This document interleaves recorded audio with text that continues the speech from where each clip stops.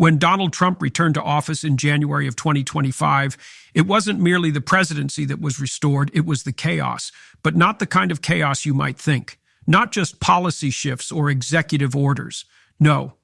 I'm talking about narrative collapse, the disintegration of the grand illusions we've wrapped around ourselves for comfort. The media didn't just react. It convulsed. It didn't analyze. It dramatized. It wasn't journalism, it was theater, because for many, Trump wasn't a man. He was a symbol, and worse, he was a disruption of the symbolic order. You see, we all operate within stories, internal myths that tell us who the good guys are, who the villains must be, and what our role is in the grand moral drama.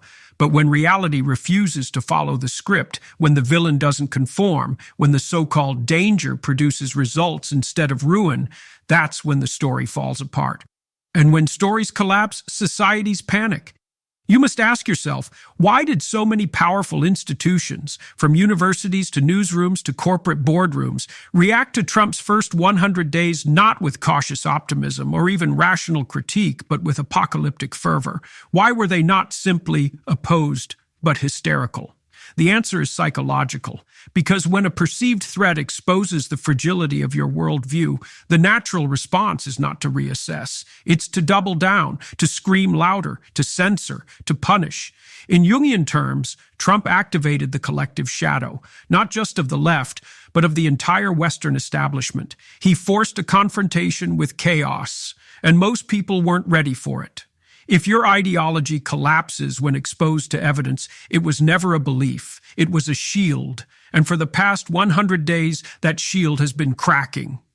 Trump is not merely a politician. He is an archetype, one that Western mythology has encountered again and again. He is the rebel king, the outsider who enters the crumbling court not to preserve it, but to burn down its illusions. In ancient stories, this figure is both hated and needed. He violates decorum, he speaks out of turn, he mocks the priests and insults the scribes. But he also, whether by accident or intent, exposes the rot beneath the marble. And here's the truth that terrifies the intellectual class. Trump did not create the chaos. He revealed it. The institutions that trembled in his wake were not built on granite. They were propped up by consensus, fragile, hollow, performative. And when someone refused to play their game, when someone laughed at the mask, it shattered.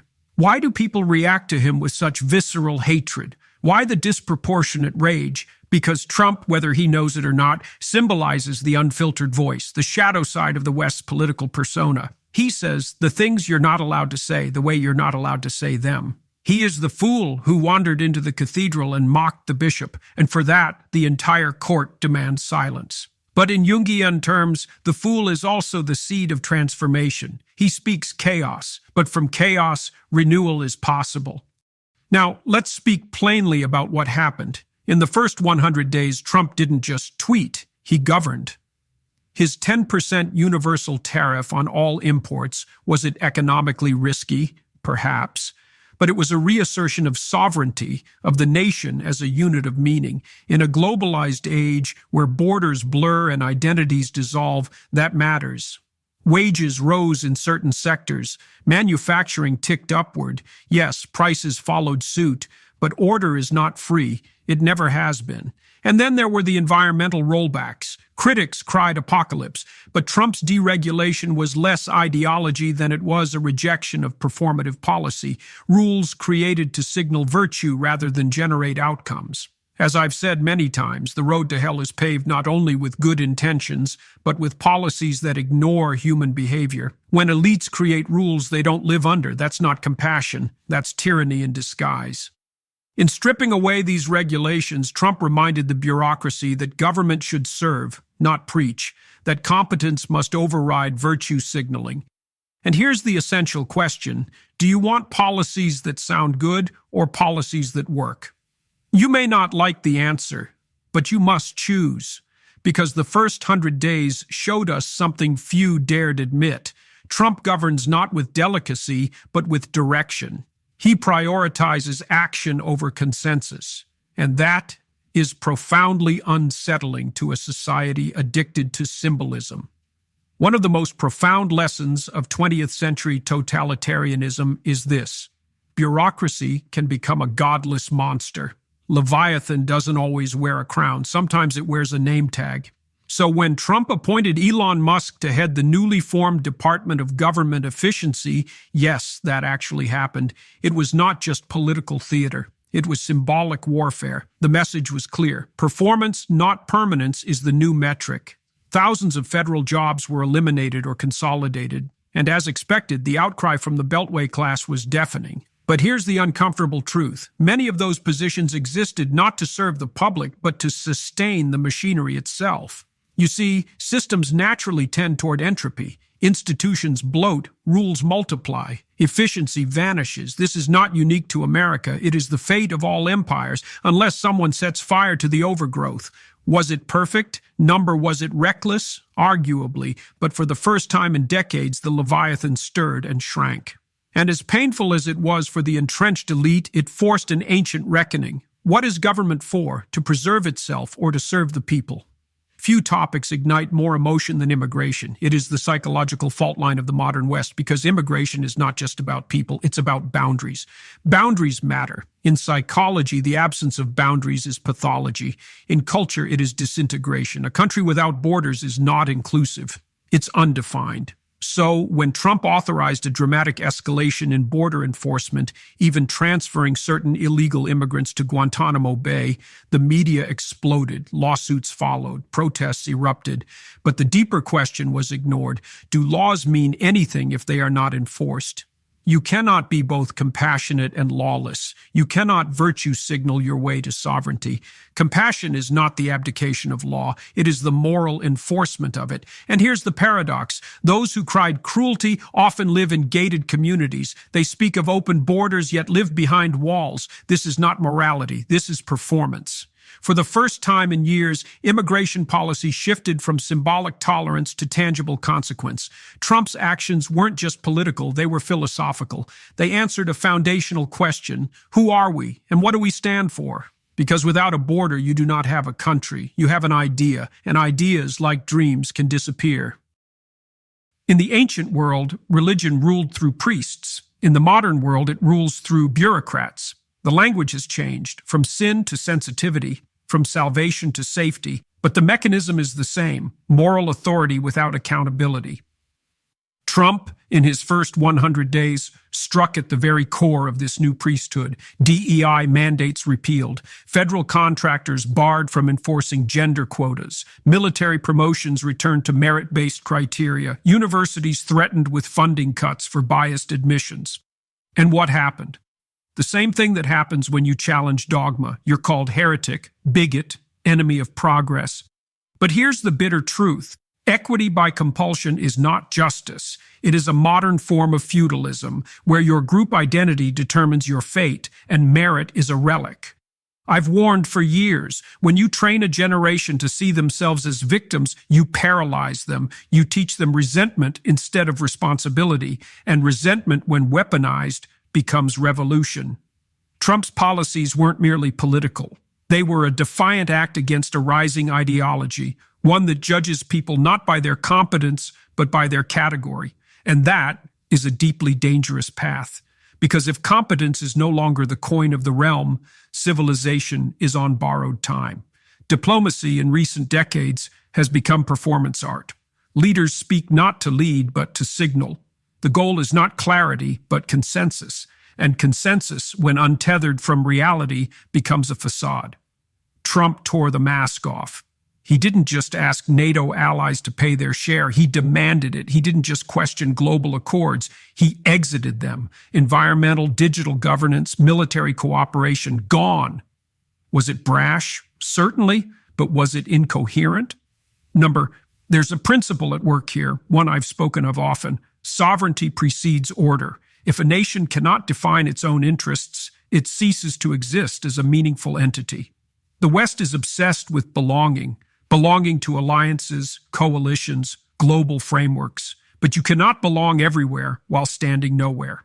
And Trump, for all his faults, understood that. Even the absurd resurfacing of the Greenland proposal, yes, that happened again, was not about land. It was about vision. will, aspiration. The lesson? America cannot outsource its identity to multinational councils. A sovereign nation must choose its priorities, even if the world disapproves. Because the moment you require approval to act, you are no longer sovereign, you are domesticated. The press once prided itself as the watchdog of democracy, but in recent years, it has become something else entirely, a narrative enforcer, a gatekeeper of approved reality. And when Trump returned to power, that illusion shattered. Lawsuits against biased outlets, funding pulled from NPR and PBS, executive orders demanding transparency through FOIA. This wasn't a war on the press. It was a war on performative neutrality. The modern journalist no longer asks questions. They deliver sermons. They no longer report. They condemn. And in doing so, they abandon their purpose. Let me be clear. Freedom of the press does not mean freedom from accountability. You are not a prophet because you hold a microphone. You are not infallible because you sit behind a desk. In the Gulag Archipelago, Solzhenitsyn warned of a society that punishes truth-tellers and rewards conformity. What we saw in these first 100 days was a president, deeply flawed, yes, daring to say what many were too afraid to whisper, that the emperor had no clothes. And instead of reflecting, the press chose to rage, because when you make truth subordinate to ideology, you don't report reality, you reshape it.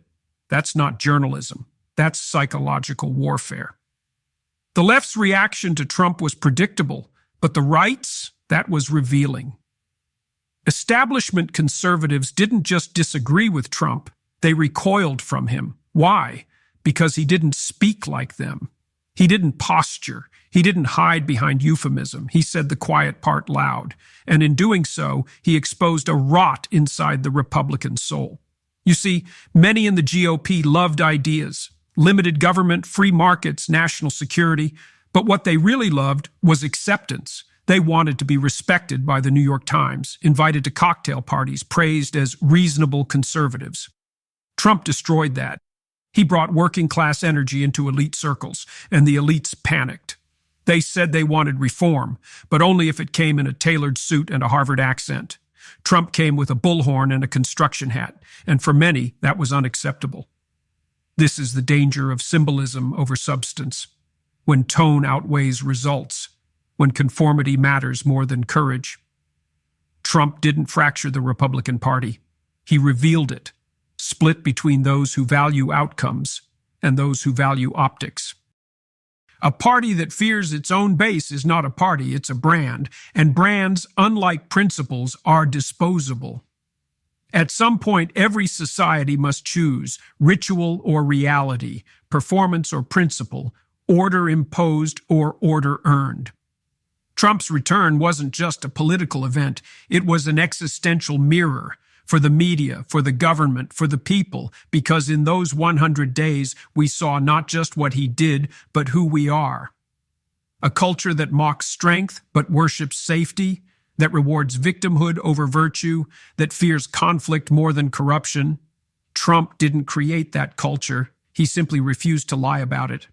In a world addicted to performance, the man who breaks script becomes the villain, but maybe, just maybe, he is also the catalyst. When you trade truth for peace, you don't get peace. You get silence, and silence over time becomes decay. So the question is not, did Trump do everything right? He didn't. No one does. The real question is, are we ready to confront what those 100 days exposed about our institutions, about our leaders, about ourselves? Because if you looked closely, you saw something extraordinary. For the first time in decades, government looked the people in the eye rather than speaking down to them.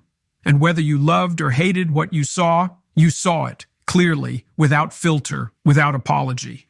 This was never about Trump.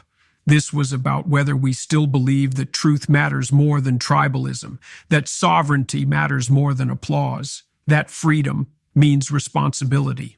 And as I've often said, reality doesn't care about your ideology. It doesn't care about your hashtags or your headlines or your outrage. It cares about consequences. And in 2025, consequences came calling. You can ignore the truth, but you cannot ignore the consequences of ignoring the truth.